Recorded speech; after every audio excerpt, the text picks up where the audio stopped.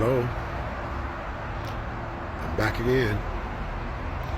I'm back again to encourage you again with another word of encouragement, and this time I want to talk about self-control. I want to talk about an act and thinking about something before you do it.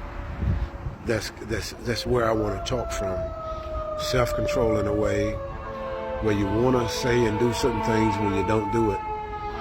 That's where I want to talk from. I want to talk from people who are hurt.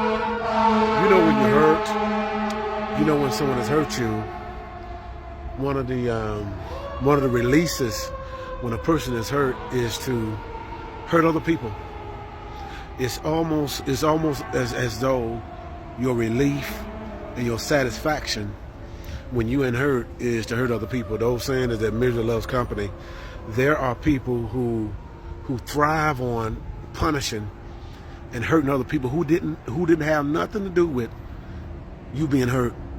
You have to be careful, because see, the thing about it, when you're thinking about it, is one thing, but when you come out your mouth and when you tell that person exactly how you feel, you can't take it back. Words do hurt. You have to be accountable for the things that you say that come out your mouth, especially when you say that you love a person or you love a people. Because once you say it, you can't take it back. All the apologies and I'm sorry in the world, but what's that comes out your mouth is out there.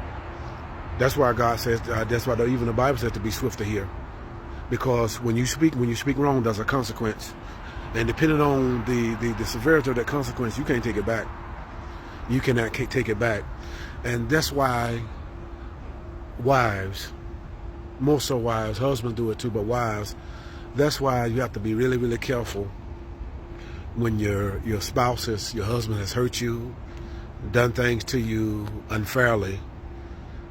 You have to be careful not to express and to call their name out, especially on social media or around other people. Because just men in general, sometimes when you do that, even though you have good intentions, what happens when you call his name out like that, it makes him feel even more withdrawn. It makes him feel more embarrassed, and it also makes him feel more uncomfortable when you're trying to bring him back, but really from probably an innocent place that you did it from. What you're doing, you're really counterproductive, because you're really running him away. You think that you're helping him, but really you're embarrassing him. And men, one of the things we do have is an ego. And you never want to, never, if you can, disrespect your man.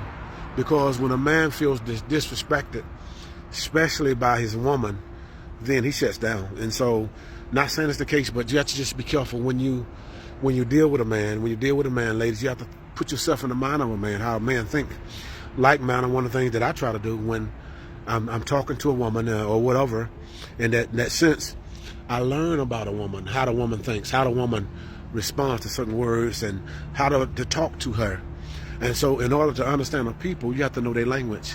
So just be careful of the frustration and the hurt. Those saying hurt people. And it's true, because misery loves company. Just fight that emotion and fight that unfair feeling. And some stuff you just keep to yourself.